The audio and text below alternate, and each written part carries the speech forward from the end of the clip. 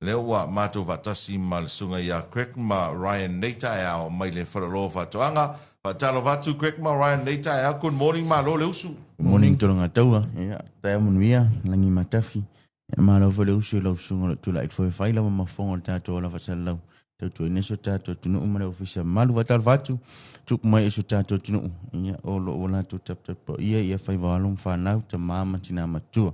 Ia lenga te leona tato fai pulu tu malo te tasi. Ile te pisa i o tato poro ketiro i wei. Ia tu malo tolonga tau olo wa. Amatalia proketi. Ia e tu malo lo tapena. Ia ona e inisho ia ingo ni vaenga lo fatatia. Ia fatalo fatwai ono lato tato no au nanga falo fatuanga. Ia tau lato lo lo mfeun fatau ina mole tina elenga tai televao. Ia o tai wharenga tai fali. Ia e whaima o mafonga ale polisili mare malu ale pulenga o lana uwhinga luenga. Ia fatalo fatwai i whainga paanga. Ia matatu company nei. Ia mapaanga fatau lenga tai paanga walk-in. Ia opa anga fo inungo tato penga tawa ilangi le online shopping ia lo ua mawala mano e fatau inam tato nina tato loa ia molo watina. Good morning Samoa. Alo le usu malo Ryan Nata ao. Ia fatalo fatu tona tau Nata ao. Ia tai manuia. Fatalo fatu i whawhianga inga tau langi. Ia lo sila mai mo mai wheli Nata ao. Ia tupu mai o siu tato atunu. Ia mai whainga malo. Lea malo siu tato malo. Pale mia mar kapineta. Ia fatalo fatu Nata ao. Ia e o lawa i se whana witi po se pepe mea. Ia fatalo fatu po kalame 665 radio mali whalalo fatu anga. Alo. Awa ai aku so se no ngoa mai foi ele palangi nga sa e fai langa demonstration no ka ko fanga va foi solo ri. Ke lo linka ua ka ko por kalame version mo vai. Ia langa ile mafainga ku ungisi mele le ia ungisi mele le. Mana ia telesol. Ole o se benefiti foi le company. Ia la ku ngua ko. Yes, ia o mfai no la todo. Ia si vai ngai titi la vole o lo solo. Ia pa ia vai ngai tele lo. Malam lama uma vai ngai sam fai ona fa malam lama ile sunga ya pen. Ia le asa tau no uma ile solo fulu fatino ina le ya o ngai solo tas. Ia ai to tali lu to le solo lu. Ia rangol ko ingai di mangiaso. O ferme sa mo New Zealand sa ole mana ia na wae ole tele o nanga nei tatu sa mo te pefena o to suppliers tatu local suppliers ko ke au mai ala ia ka ko kangaka ia expert i o lole e sau fa metal na i lo le tau walo le tangata i fafo e kau fai mesa na training almanga ia na wana no vai atu to telefone so au fai fato anga sai ai ia almana e na sau tante totas sau fa metala lo te na lo le alo totas sau rola ia ku umele le benfica ia ai sau ngai kama i mea ngai o ki lo ke le almana ia na ia o ta amle aso sa valina o se o lo sa fa atinu nei le o onga ia e tau tonu lava matau ti munga le ia ia ua si titilo foi le ia si foi iso ile alu pe lunga numero le dengue fever e ila na mon mau o le tulinam e ono afia ile manava mai e alu le tulinam pe e le temi wo momoi pe tulinam ia ai tato nam si tulo ia o loala sa o mai mle uso fa mtatala lo naunga o le stock ia po le tato me fenga luenga le e nga mole ele matele nam ai na te fa se senina nam pe umala vole pe la vole tu nam o tu sa ti tilo nei au mai le vaila au e matele nam e ono fa tama e fo inisio o man inseti pe la afa pe e fa tama ia namu po le lango se tulo saule manulele ai le manule wa afia e pe le manulele saule pusi ai le manulele pe le pusi pe saule maile se tulo fatama ia ona mate fo ile ole manule maile le mafa fa supply au maile veila au e fa se sengere inseki ia ole veila au e mafaiona apala indoor male outdoor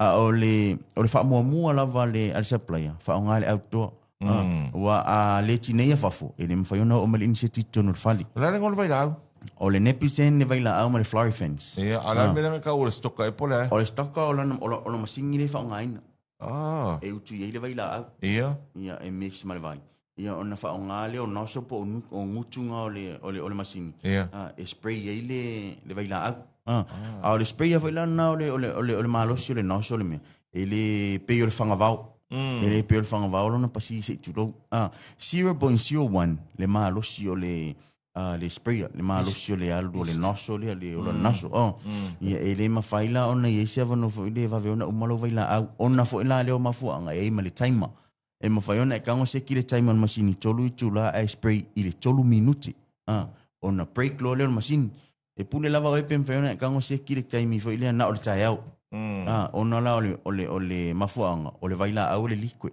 ele se pauta vo ile ele le possibility no fo ele liquid no ole la pa por famalama por fe la va ngalo fa tu ye se ia vanga na lava wa tango e solo e se vaila solo vaila le vaila ole manongi pole asa le vaila au e son kia le inseki ia ona se sengi le ia ia ele mafai le inseki ona tu fale lo mota pe afa pena te son kia inga malo se tato vaila au ona no inga vaila au le aku se fa upunga e fa se sengi le ngamu fa se sengi e chase le inseki ia e le kio le inseki ia e tala feun e tala tu sala mali au nga tu nam ia e le tu nam e pe le nam e le tu nam se sengi le nam o le vaila au dia e le to e fo i mai le nam pe afa pena te son kia inga ia tato vaila au ni malo right o le tūlanga le vaila au lea pen sa tā ua leuso ya koe tonu ngatau. O le mana i o le vaila au, una o sa mua lo o mai ei.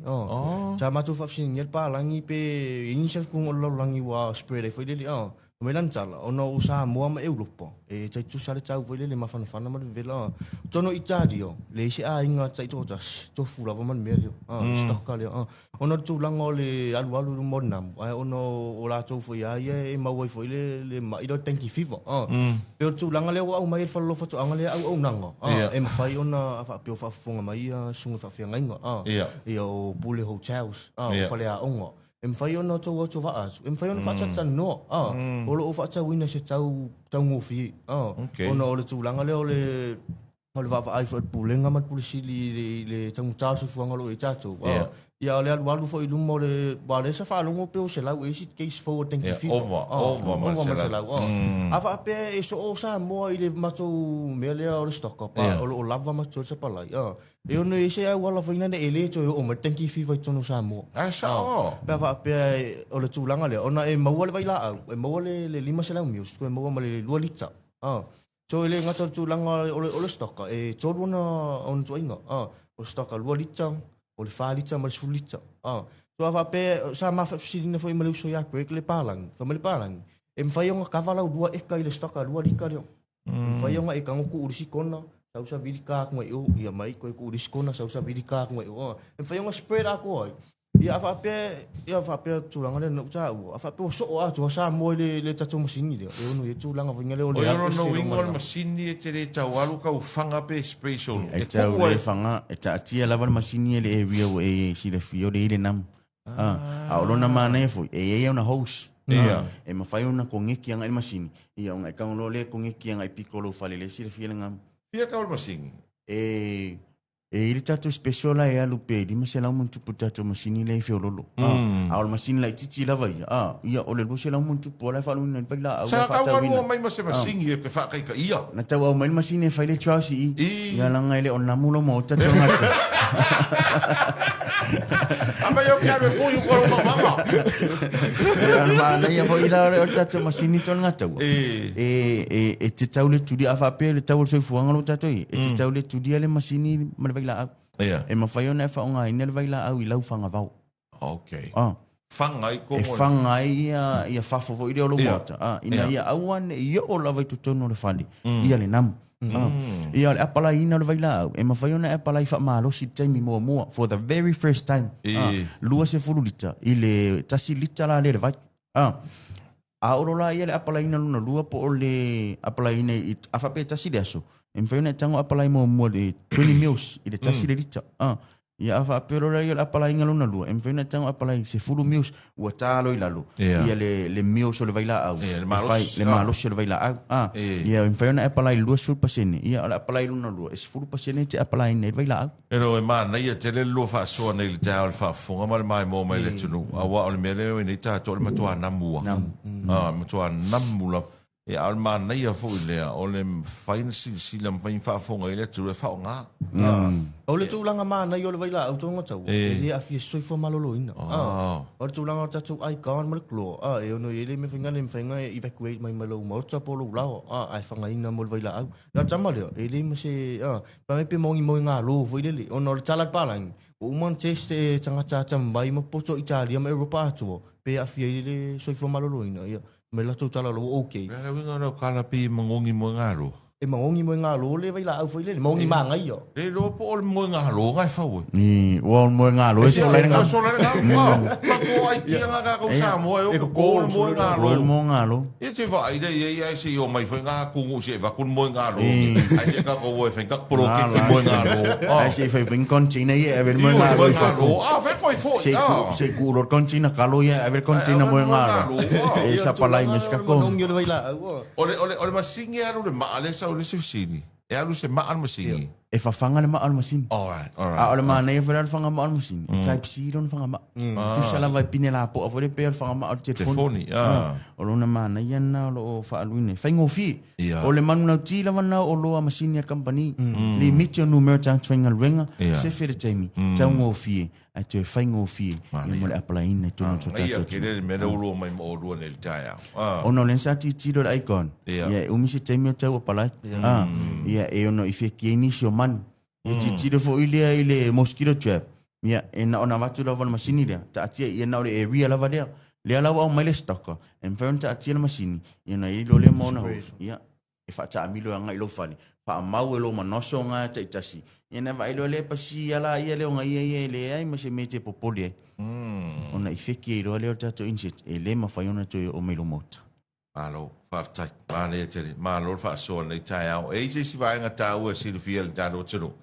Ia o le si me e kering masingi. Ia, tele mano na ita tu masin. Ava pia fo iwe tu no upe tu va tu fa lova tu anga e wale mau le temina. Aoni e pe mai wasioki. I le fale o loa lava ia lo wei ai. O lo misi e temina o no lai alumia. Ai mawhai ona deposit lau si eleni, e mawhai ona place lau ora. Ai si ta moe ia Greg Moraine, e pingi lau oka. Tūna mana lau. O le fesili, whanga Malaysia, e pe ai ma le loi, please? E ono iei le avano, a fo ino ta ua o le vaila au e le mate e le insit. E se singi e le insit. A o le icona vaia, e mate e le loi. A ka ma fole ka promote ngai e solai. E solai e le toe o mai. E le koe o mai. Le toe o mai. E no ta ua taimi o te songa tau. A whapeo to futanga ta sa mua sa vai upolu manono apolima mana singi. E no ila vangoe le koe mau ama se ngamu se kasi. Ona o le maunga a pen. Po le supply le sa sa. Am whai e whape ka ngoi whanga le loi po le ngamu i le icon. E pe le ngamu le kasi. La kisi ngamu le kufua milionga isi mea foro mau. A o le ta ua le masingi dia. Mfai nga sola dia. Sola man milionga dia. Ke rol ma ngai o mele. E palo ka e long mamai. O la o fai ngai ka e o palo ka long mamai. Sau e wha kau mo singa ro ku maro. Uma. Ale fai e ku maro. O ma se ka ko tumal mas.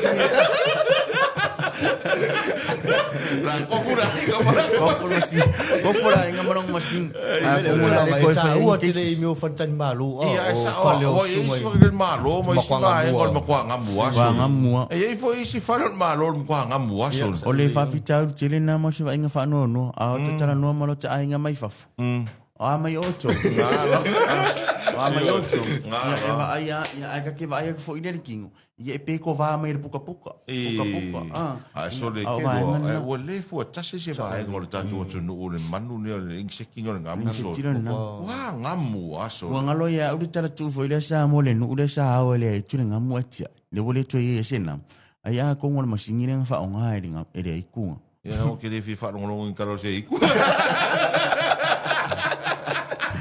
Tala no ama ye ni ko ra ni si vai nga mesiele o manino le tatu musini le fa fonga mal mai mai le tatu tsu. O le fa manatu. Au ni fa tawa nga vale fo ile pe tawa ma mal titi le tatu vaila au na mo ta no so tatu tuno la icon mal mosquito trap o le kia. E au nga mo le fa mati. E tatu te tapena mo vai nga fa singi tatu te tapena mo vai nga fa mati nai. Ne im fonta to mo saliro tatu tu mati atu tele fa ma yo tatu yai. O le manotia le por ana vata o toi fua maloloina e sili le pui pui nei lo tai tong fitia a o temi nei ia ua tutur whalolo whatonga mo matou talia. Ia leo o mai na yo tatu tanga, te whatauina ni o loa. Matou whatauina vai ngai mate e, matou whatauina vai ngai whasisingi. Ia le ini seti, mo le ola malolo ina so tatu tunu utemi nei. Alo, e sisi vai ngarai? Ia, o lo whapits foi le sanonga le soia kweki, o lo mo tato raincoat, o whatimu. Ia le ngatai lea tato safety gears, e tapoleni, tato ia le tūlanga lolo watau. Ia mwhaiana whaatau le tapoleni, e fuwhirau whale, ia whaatau msau manoa polo pari rau. Ia watu e whaamalo ati le lau whale, ia awane ngalo.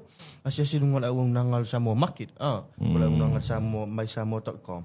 Ia mwhaiana whai iau whaatau ngā online, ia po tatu ai ngolo ai tau malele mai atunu e mau. Ia, le lei whaaptai tele mo le awanoa nei tae, au manguia lua whaivaringa i aso. Tele lawa toro ngā taua manuia fo ia tāpena ngā umaro whenga he maro whionga, ia maro ofisa maru mai ka meki mo iro nua ne tula tae au, ia manuia lau singa uma, Samoa lo whenga iai, tō whase fua.